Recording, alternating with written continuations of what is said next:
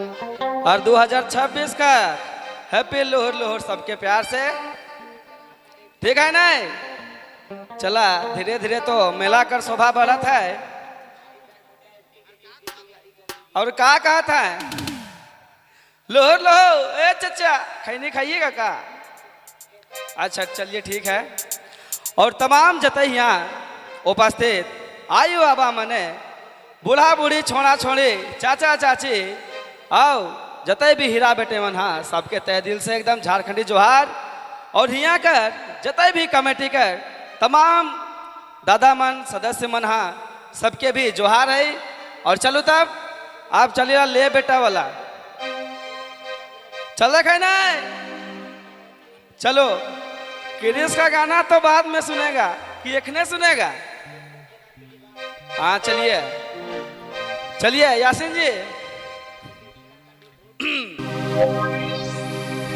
हो ले बेटा अरे धक धक धड़कते हैं मुर्जिया अरे जान मार के तोर नस्ली अखिया अरे कहर मचा दे अरे आग लगा दे तोर उम्र में लहर गए ले बेटा।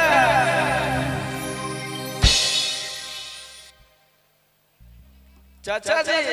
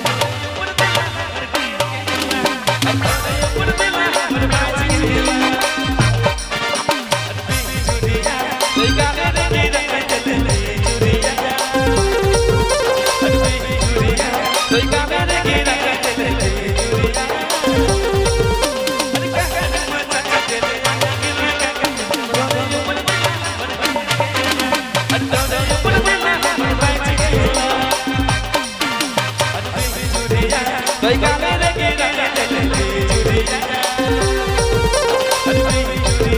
लइका मेरे गिरा चुरिया।